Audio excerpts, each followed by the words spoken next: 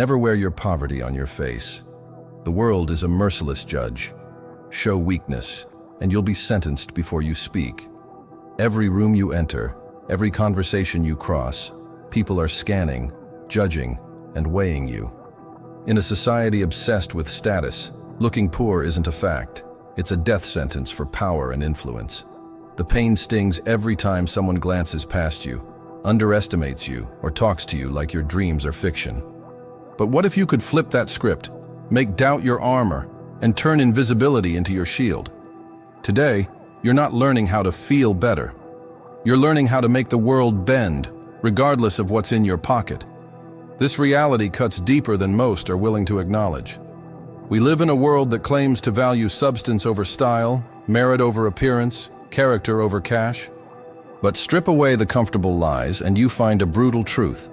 First impressions are formed in seconds, and those impressions are based almost entirely on visual cues that signal status, competence, and power. The person wearing expensive clothes isn't just buying fabric, they're purchasing credibility.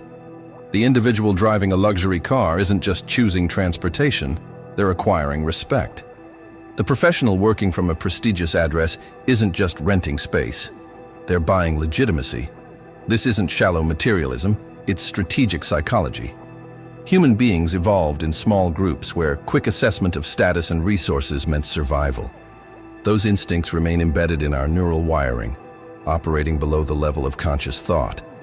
When someone appears wealthy and successful, our brains automatically attribute competence, intelligence, and worthiness of attention. When someone appears poor and struggling, those same neural pathways trigger dismissal and avoidance. This isn't a get-rich-quick sermon. This is the blueprint for survival and dominance, crafted not for comfort, but for survival. Machiavelli didn't preach fairy tales. He decoded reality, stripped of illusion. Like a surgeon, he cut straight through the lies of meritocracy and virtue signaling. You're not here to be inspired. You're here to learn how to play the game that those at the top already mastered. Machiavelli understood that power operates on two levels simultaneously: the reality of capability and the perception of capability. Often, the perception matters more than the reality because perception shapes how others interact with you, what opportunities they offer you, and what resources they make available to you. This creates a feedback loop where the appearance of success generates actual opportunities for success, while the appearance of failure generates obstacles that make actual success more difficult. The person who looks successful gets invited to meetings where deals are made. The individual who appears capable gets offered projects that build genuine capability. The professional who seems connected gets introduced to networks that create real connections. Conversely, the person who appears unsuccessful gets excluded from opportunities before they can demonstrate their actual abilities. Their ideas are dismissed not because they lack merit, but because the messenger lacks credibility. Their potential goes unrecognized because their presentation fails to command attention. Machiavelli was branded a villain by those too afraid to see the world as it is. But he was never a villain, he was a realist. The world rewards those who appear powerful, even when they're not. Clarity, strategy, survival, that's the lens of this manual. Ready to be seen, even when unseen. The vilification of Machiavelli stems from his refusal to pretend that the world operates according to the moral principles people claim to embrace. He observed that successful leaders often succeeded not because they were the most virtuous, but because they understood and leveraged the actual mechanisms of power and influence. This observation applies directly to the challenge of economic disadvantage. The moral approach suggests that poverty should be met with sympathy, that hard work should be rewarded regardless of appearance, and that substance should triumph over style.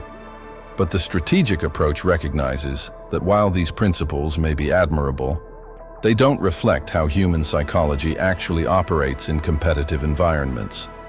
The person who waits for the world to judge them fairly will wait forever. The individual who expects others to see past their appearance to their true potential will remain invisible. The professional who refuses to engage in what they see as shallow status games will find themselves excluded from the very opportunities they need to demonstrate their deeper worth. Law 1. Control the surface, not the substance. No one cares about your heart. They care about the headline. Perception is the sword and shield of survival. The truth, looking poor, triggers instinctive dismissal. Your ideas will be ignored, your worth assumed as nil, your influence weaker than a feather in a battlefield. This law confronts the uncomfortable reality that human judgment operates primarily on surface-level cues rather than deep analysis. In an ideal world, people would take the time to understand your capabilities, evaluate your ideas on their merits, and judge your potential based on evidence rather than appearance. But we don't live in an ideal world. We live in a busy, competitive world where people make rapid decisions based on limited information. The executive reviewing resumes spends an average of 6 seconds on each one. The investor listening to pitches forms an impression within the first 30 seconds. The hiring manager conducting interviews makes most of their decision before the candidate even speaks. These time constraints force reliance on heuristics, mental shortcuts that use appearance, presentation, and other surface indicators as proxies for deeper qualities. Think of Napoleon. He cast aside his low birth and dressed himself in military glory, dazzling the masses before he even conquered anything substantial. His uniform was his mask, a visual lie hiding the chaos beneath. Napoleon's transformation from minor nobility to emperor illustrates the power of strategic self-presentation. When he first appeared on the French political scene, he was a nobody from a peripheral province with no significant military victories to his name. But he understood that looking like a successful general was the first step to becoming one. His famous uniform wasn't just clothing, it was psychological warfare. The elaborate decorations, the distinctive silhouette, the careful attention to every detail of his appearance. These elements created an image of authority and competence that preceded his reputation. People expected greatness from someone who looked that impressive, and their expectations created opportunities for him to demonstrate actual greatness. The feedback loop worked perfectly. His impressive appearance generated opportunities to prove himself. His proven abilities justified his impressive appearance, and his growing reputation made his appearance even more influential. By the time he had actual accomplishments to justify his presentation had become iconic and inseparable from his power. Appear prosperous. Appear in control. Spend energy on the illusion of abundance. Appearances are armor. Wear them well. This principle requires strategic investment in image, even when resources are scarce. The person struggling financially might not be able to afford expensive clothes, but they can ensure that whatever clothes they have are clean, well-fitted, and appropriate for their context. They might not be able to buy luxury accessories, but they can focus on details that signal attention to quality and personal standards. The key insight is that appearing prosperous doesn't require being prosperous. It requires understanding what signals prosperity in your specific environment and ensuring that you send those signals consistently. Sometimes this means spending money you don't have on items that create the right impression. Sometimes it means borrowing or renting symbols of success for important occasions. Sometimes it means making sacrifices in areas others don't see in order to invest in areas they do see. Law 2. Outshine judgment, even when hollow. Does the world judge a man by his mind or his shoes? Machiavelli's answer, both, but only the shoe gets noticed first. When Leonardo da Vinci painted The Last Supper, he wore rags stained with paint. He was ignored until royal patrons glimpsed his sharp conversation. Then suddenly, the stains became proof of genius. This example reveals the sophisticated relationship between appearance and substance. Da Vinci's paint-stained clothes would have been seen as evidence of poverty and low status in most contexts. But once his genius was recognized, those same stains were reinterpreted as evidence of dedication to his craft, markers of authenticity that actually enhanced his reputation. The transformation happened not because the clothes changed, but because the context changed. When people believed he was a nobody, his appearance confirmed their assumption. When they recognized him as a master, his appearance became part of his mystique. This illustrates an important principle. Once you establish credibility through other means, unconventional appearances can actually strengthen your position by making you memorable and distinctive. But before you have that credibility, the same appearances will work against you. No money. Make your scarcity look like asceticism, your restraint a sign of depth. In every era, countless start with nothing.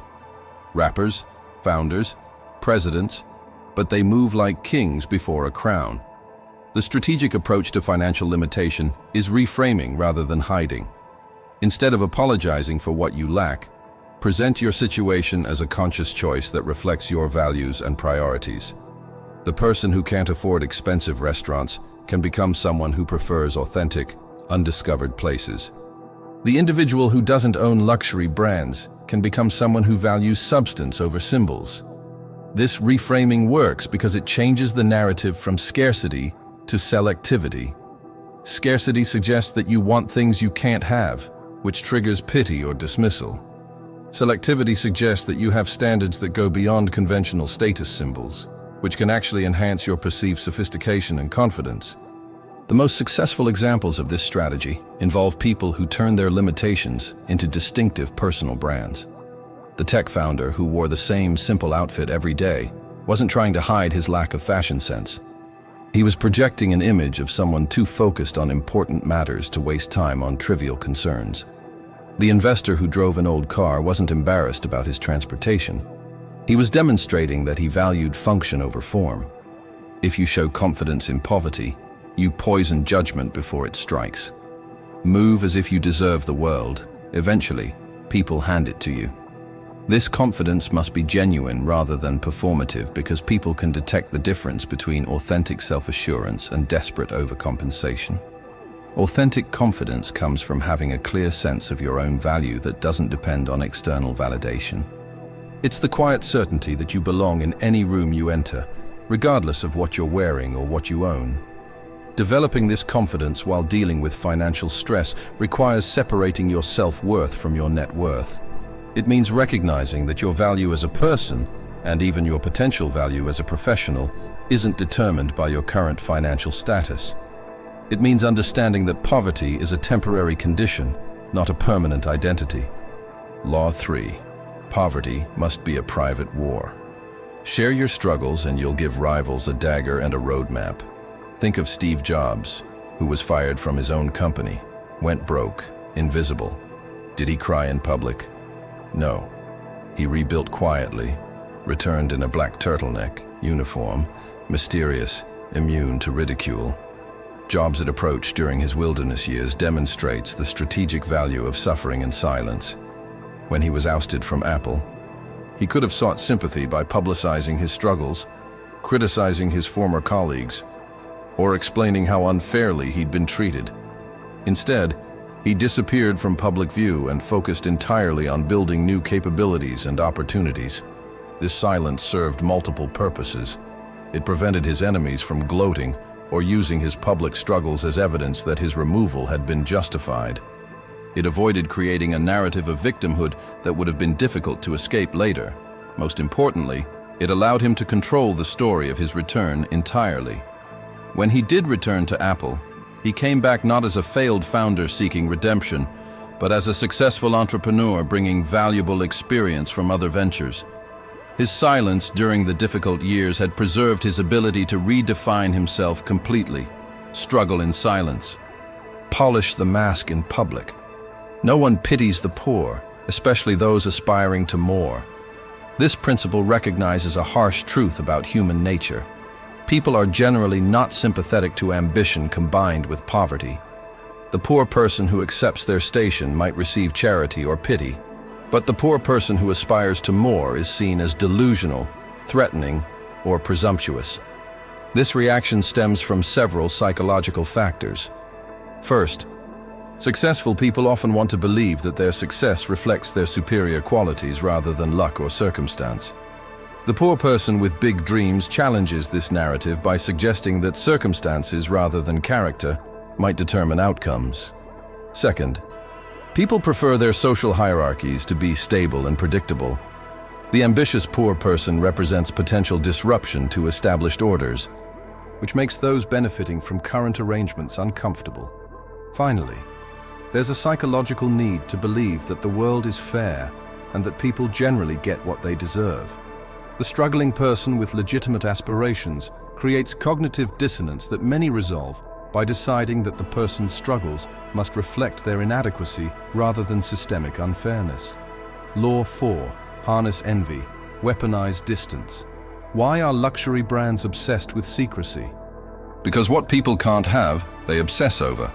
In dialogue, never apologize for what you lack. Make your scarcity seem like exclusivity. Luxury brands understand a fundamental principle of human psychology. Scarcity creates value, and exclusivity generates desire. The handbag that anyone can buy becomes commonplace and unremarkable. The handbag that only certain people can access becomes a symbol of status and achievement. This same principle can be applied to personal presentation even without significant resources. The key is shifting from an abundance mindset to a curation mindset. Instead of trying to have everything, focus on having a few things that are distinctively yours and that others can't easily replicate. This might mean developing expertise in an area that few people understand well enough to judge superficially. It might mean cultivating relationships with interesting people who aren't necessarily wealthy, but who provide access to experiences and perspectives that money can't buy. It might mean developing a personal style that's more about consistency and intention than about expense. Cleopatra seduced Rome's most powerful men not with gold, but with unavailable allure. Her rare appearances were as valuable as gold in a famine. Cleopatra's power came not from displaying wealth, though she certainly had access to Egypt's resources, but from creating an aura of mystery and exclusivity that made access to her seem valuable in itself. She understood that being constantly available diminishes perceived value, while being selectively available increases it. Her legendary entrances were carefully orchestrated theater designed to create maximum psychological impact. The golden barge, the elaborate costumes, the dramatic timing. These weren't displays of wealth for their own sake, but strategic investments in creating an unforgettable impression that would influence how people thought about her for years afterward. The lesson isn't about recreating ancient Egyptian spectacle, but about understanding that strategic unavailability can be more powerful than constant presence. In a world where everyone is trying to be seen and heard constantly, the person who appears selectively and speaks carefully can command disproportionate attention. Create distance. Let them wonder what you have, not what you lack. Mystery is leverage. Use it. This strategy works because human beings are naturally curious about what they can't fully understand or access. The person who reveals everything about themselves quickly becomes boring and predictable. The individual who maintains some element of mystery continues to engage others, imagination, and interest. In practical terms, this means being strategic about what you share and when you share it. Instead of immediately explaining your background, circumstances, or limitations, let others form their own impressions and fill in gaps with their assumptions. Often, those assumptions will be more favorable than the reality would have been. Law 5. Never let them see desperation. Desperation is the odor of vulnerability. It sticks, it spreads, and it destroys hope before it's born. The weakest chess piece is the one racing toward any open space. Desperation creates a negative feedback loop that makes difficult situations worse. When people sense that you're desperate for their approval, their business, or their attention, they automatically devalue what you're offering. They assume that if you were truly valuable, you wouldn't need to be so eager for their acceptance. This psychological dynamic operates across all domains of human interaction. The job candidate who seems desperate for any offer receives lower offers than the candidate who appears to be considering multiple options. The entrepreneur who seems desperate for investment receives worse terms than the entrepreneur who appears selective about partners. The individual who seems desperate for friendship finds it harder to attract genuine friends than the person who seems content with their current social circle. Modern example: Angela Merkel, born behind the Iron Curtain, no money, no status. Yet she never looked desperate. Every negotiation, she entered with poise. Result, the whole of Europe bent, regardless of her origins. Merkel's rise from obscurity to become the most powerful person in Europe illustrates the power of projecting calm competence, even from a position of relative weakness. She never appeared to be seeking validation or approval from her more established colleagues. Instead, she projected the quiet confidence of someone who belonged in any room she entered. This composure became a source of strength in negotiations because other leaders couldn't use her background or circumstances as leverage against her. She had already demonstrated that she couldn't be intimidated or made to feel inferior, which forced others to engage with her ideas and positions rather than trying to dismiss her based on her origins. Never talk about what you can't afford. Talk about what you choose. Desperation is a loud confession. Let your silence be your shield. The language of choice is fundamentally different from the language of limitation. When you say you can't afford something, you're admitting constraint and inviting pity or judgment.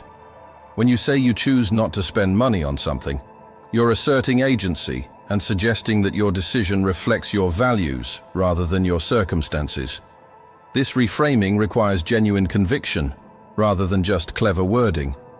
You must actually believe that your choices reflect your priorities rather than just your constraints. This belief comes from developing a clear sense of what you value most and why those values might lead to different spending patterns than others might expect. Law 6. The public mask beats the private reality. Social media rewards the flaunter, but only if they're subtle. False modesty is transparent. Instead, project an identity even if it's borrowed for survival. The challenge of social media presentation is finding the balance between impressive and authentic. Obvious fabrication backfires because people can detect when someone is trying too hard to appear successful. But complete honesty about struggles and limitations can also backfire by reinforcing negative perceptions. The sophisticated approach is selective curation rather than outright deception. You don't need to lie about your circumstances, but you can choose to highlight the aspects of your life that support the image you want to project while downplaying aspects that might undermine it. This might mean posting about professional achievements while not mentioning financial struggles. It might mean sharing images from the interesting places you visit without mentioning that you can't afford to eat at expensive restaurants when you're there. It might mean highlighting the books you're reading or the skills you're developing without mentioning that you're doing so because you can't afford other forms of entertainment. Actors like Daniel Craig were dead broke for years, yet he walked into rooms like he was already James Bond. Perception preceded paycheck. Craig's transformation from struggling actor to international star required maintaining professional confidence even during periods of genuine financial stress. He couldn't afford to appear desperate for work because desperate actors don't get offered high-profile roles. Instead, he had to project the confidence and presence that casting directors expected from leading men, even when his personal circumstances suggested he should be grateful for any opportunity. This required a form of method acting applied to life itself. He had to embody the character of a successful actor even before he had achieved actual success. The performance became reality when directors began seeing him as someone who could credibly play powerful, confident characters. Pick a role, play it flawlessly. Borrow confidence until it becomes truth. This strategy acknowledges that confidence is often a prerequisite for the achievements that would justify confidence. The person who waits until they have reason to feel confident often waits indefinitely because opportunities tend to go to those who already appear confident. The key is choosing a role that's aspirational but believable. You can't successfully pretend to be something completely disconnected from your actual capabilities or circumstances. But you can embody the confident version of who you're becoming rather than the insecure version of who you are right now. Law 7. Clarity is ruthless. Accept reality brutally. This isn't about denying poverty, but about never showcasing it. Machiavelli wrote, "Men judge more by the eye than by the hand." If you internalize this axiom, you shift from being a victim to being a strategist. The distinction between denying poverty and showcasing it is crucial. Denial involves pretending that your circumstances don't exist, which leads to decisions that ignore practical constraints and ultimately backfire. Showcasing involves making your limitations visible and central to how others perceive you, which invites pity or dismissal. The strategic approach involves acknowledging your circumstances privately while managing how they appear publicly. You make decisions based on actual resources and constraints, but you present those decisions in ways that don't highlight the limitations behind them. This requires brutal honesty with yourself about your situation, combined with strategic discretion about what you reveal to others.